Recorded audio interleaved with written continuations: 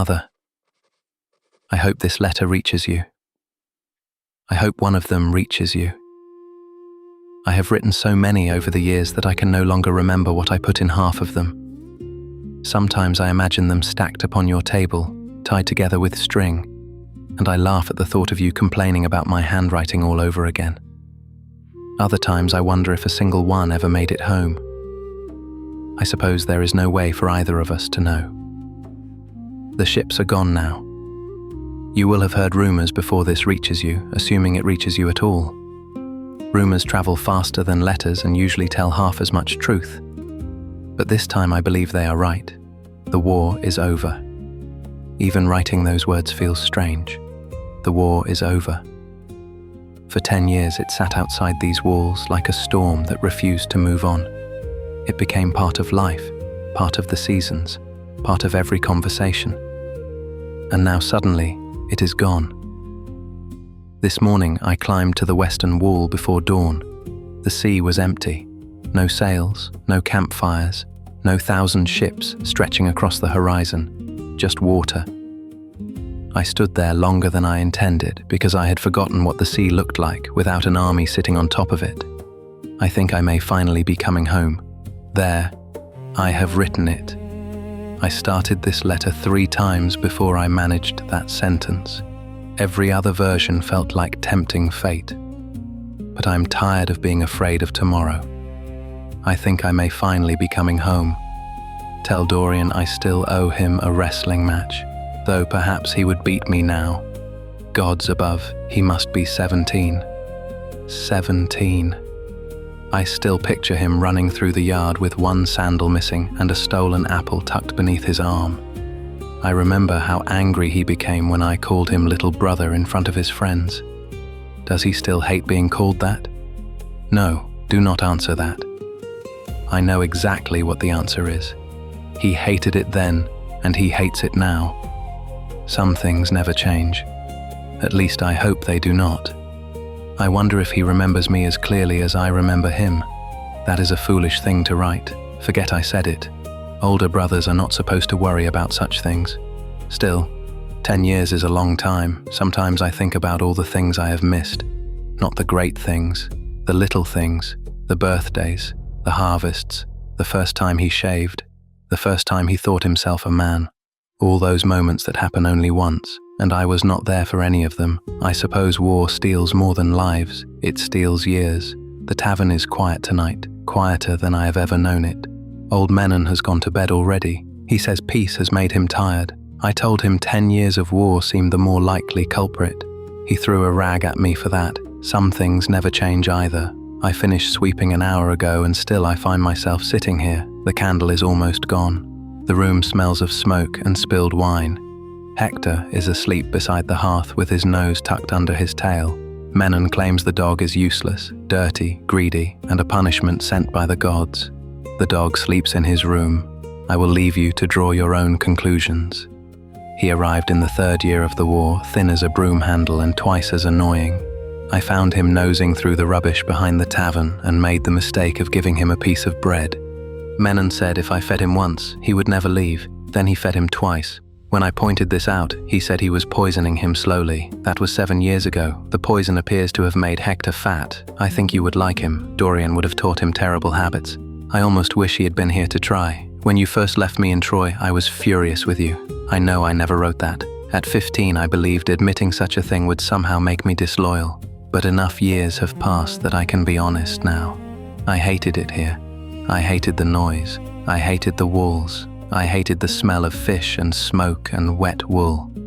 And most of all, I hated Menon. He woke me before sunrise, made me sweep floors, made me scrub tables, made me carry barrels that seemed designed by a cruel god who had never lifted anything himself.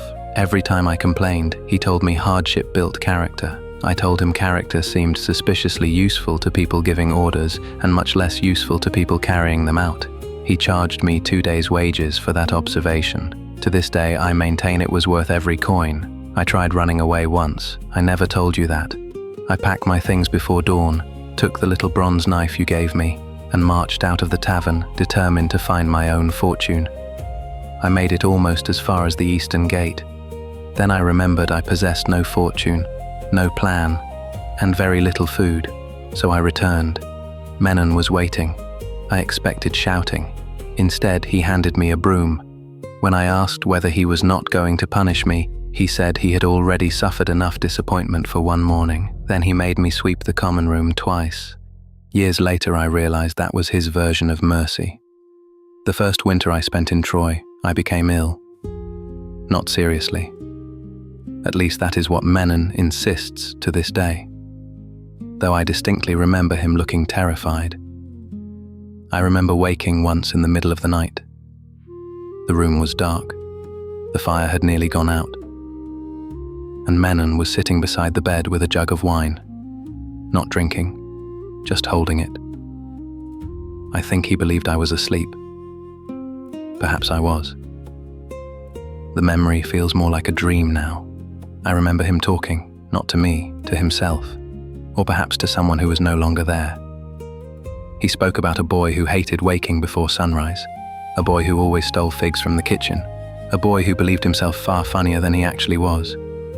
I remember Menon laughing, then crying, then laughing again, the sort of laugh that sounds like it hurts. The next morning he denied every word, naturally. Menon would rather wrestle a lion than admit to possessing feelings, but I was not stupid, not even then. Mother, Menon had a son once, and for one night, because of too much wine and too little sleep, I think I got to meet him. I asked Menon about it years later. He said I had dreamed the whole thing. I told him that in my dream he cried. He said dreams are expensive things and charged me 3 days' wages. I've been working off imaginary debts ever since. Still, after that winter, I stopped hating him. Not all at once. That would have been too easy. But little by little, the way rain stops. You do not notice the exact moment, only the quiet afterwards. The first soldier I ever served was called Nikos. I remember him because he stole 3 drachma from me at dice and then bought me supper with my own money. He said that was how soldiers made friends. I told him soldiers seemed worse than thieves. He said thieves had more reliable hours. He was loud. Everyone was loud then. The tavern was full every night. Men sat shoulder to shoulder, spilling wine, arguing over songs, making promises no one had any right to make. They spoke of glory as though it were something you could buy by the cup. They said the war would be over by autumn. Every autumn someone said the same thing. Every winter they were still here. Nikos used to call me boy. They all did then. Boy, fetch wine. Boy, sweep that up. Boy, stop looking so miserable. I hated it. Then one day, years later, a soldier called me friend. I remember feeling absurdly proud. I almost wish I had not, because after that, the names changed more quickly, the faces too. At first, I thought I was only growing older. That happens when you are not looking. But then I noticed the boys coming into the tavern looked almost the same age I had been when you left me here. Some were younger. One asked me where the western gate was. I thought he was looking for his father. He was reporting for duty. I did not know what to say to him. So I pointed. That was all. Just pointed. I still think about that. The first soldiers called me boy. The next called me friend. The newest ones call me sir. I do not like it. There are some things a man should not grow old enough to hear before his time. The tavern changed with them. In the early years they sang. Later they drank. After that, they mostly sat. Old Menon stopped learning names after a while. I thought it was because he was becoming rude with age. He said names made unpaid bills harder to forgive. That sounded like him. But I know better now. Names are heavy things in wartime, too heavy to keep lifting. There are stools in this tavern no one sits on anymore. No one says why. They just know. The stool by the fire, the one near the eastern window, the small table that wobbles unless you wedge a knife beneath the leg. Menon complains about the empty seats, says they make the room look untidy. Then he dusts them himself. That is Menon's way. Grief first, complaint second, cleaning third. The order never changes. I wrote my first letter to you during that first summer. Do you remember? No. Of course you might not. You may never have received it. I wrote that I was well. I was not. I wrote that Menon was kind. He was not. At least not in any way a 15-year-old could recognize. I wrote that the war would surely end soon. Everyone believed that then, even the men who pretended they did not. I waited for your reply until winter, then until spring. Then I decided the roads were dangerous. Then I decided the merchants were unreliable. Then I decided perhaps your letter had come and been lost. After a while, I stopped deciding anything. It was easier. I kept writing, not because I expected answers, because writing to you made home feel like a place still attached to me. Some nights I would write only a few lines. The roof leaks. Menon is impossible. The dog is a thief. I am still alive. Other nights I wrote until the candle died. I wrote about soldiers and storms and prices and the way the city smells after rain. I wrote about nothing, which is to say, I wrote about everything. I do not know if those letters reached you. I do not know if you sat by the fire and read them aloud to Dorian. I do not know if he rolled his eyes when I told him to behave himself. I do not know if you ever knew I was still here, still sweeping, still waiting, still your son. But I wrote them anyway, because some words have to be sent, even if they never arrive. I saw the king's daughter in the market last week, the one people call mad. She stood beside the well, shouting that Troy would burn. A few children laughed. Most people walked around her. That is what happens when you spend 10 years warning people about disaster. Eventually, even disaster starts to sound ordinary. Menon said she has predicted the end of Troy twice a month since before my beard came in. I told him one day she is bound to be right. He said that is exactly what worries him. I almost felt sorry for her.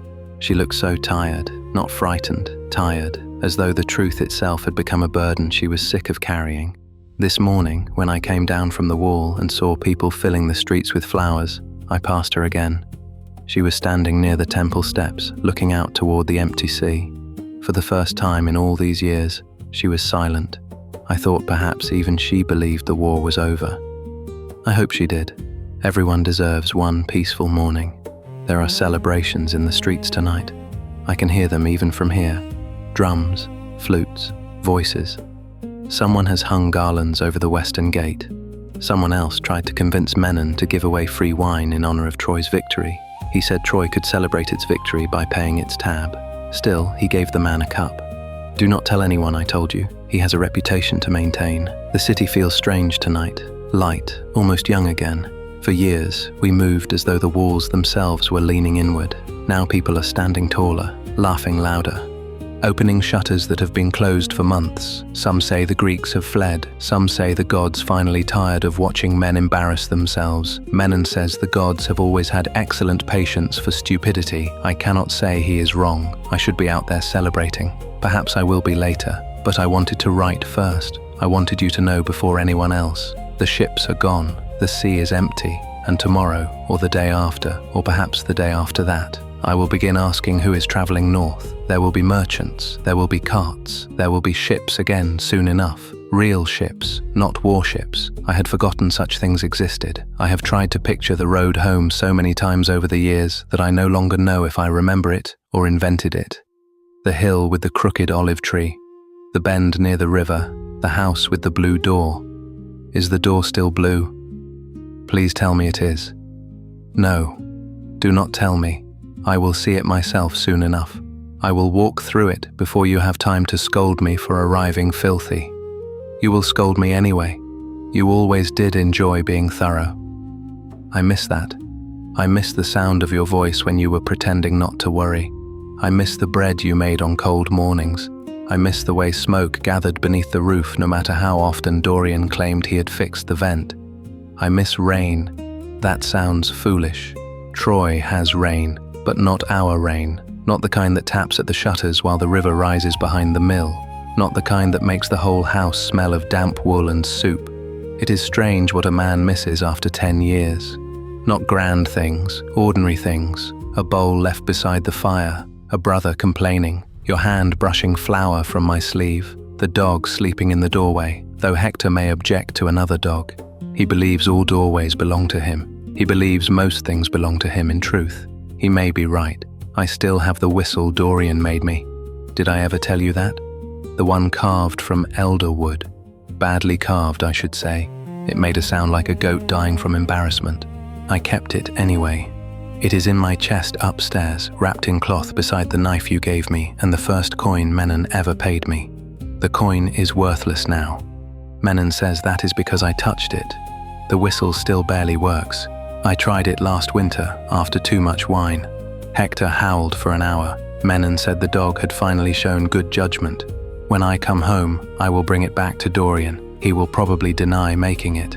I hope he does. Then I can remind him of every terrible thing he carved as a child. That is the duty of an older brother. Do you think he will know me? I keep returning to that question tonight. I wish I would not. It sits beside me like an unwanted guest. 10 years. He was a child when I left. I was almost a child myself. Now I sit here writing by candlelight with scars on my hands and smoke in my clothes and more memories than I know what to do with. Will he see me and think brother or stranger? If it is stranger, I will not blame him. Time does not ask permission before taking things. Still, tell him I am coming. Tell him I have not forgotten the pond behind the mill. Tell him I remember the summer he fell in trying to catch frogs with a basket. Tell him I remember how he cried because he lost one sandal and thought you would be angrier about that than the mud. Tell him I laughed so hard you boxed my ear. Tell him I still owe him that wrestling match. And tell him if he wins, I will claim he cheated. That is also the duty of an older brother. As for you, mother, I do not know what to say. That is odd, after so many letters. You would think I would have become good at this. I have imagined seeing you again more times than I can count. In some versions I am dignified, in others I am taller. In most I arrive with enough money to prove that sending me to Troy was not a mistake. You will be disappointed to learn the dignified version is unlikely. The taller one is doubtful. As for money, Menon insists I still owe him for half the damage I caused between 15 and 18. I told him I was a child. He said that explains the stupidity, but not the broken cups. Still, I have enough. Not much, but enough to come home with something in my hands besides apologies. Though I have those too. I am sorry I was angry when you left me. I know now you were doing what you thought best. Work, food, a trade, a chance. I only saw the leaving. You must have carried the rest alone. I understand that better now. Menon once said parents are blamed for every door they close and rarely thanked for the ones they leave open. Then he told me to stop burning the stew. Wisdom in this tavern rarely arrives without criticism. If this letter reaches you before I do not worry. That is a stupid thing to write to a mother. You will worry anyway, but try to worry less. The war is over, the ships are gone, and I am alive. Read that part twice if you need to. I am alive, older, thinner than you would like. Probably less handsome than I imagine, but alive. I will come home soon. I will bring Hector if Menon allows it, though Menon claims he would sooner marry a goat than miss the dog. The dog, naturally, follows him everywhere. Menon says this is because Hector is stupid. I think Hector knows exactly who feeds him when nobody is watching. Perhaps Menon will come one day too. Do not tell him I wrote that. He would say he has better things to do than visit a house full of sentimental fools. Then he would pack badly and complain the entire road.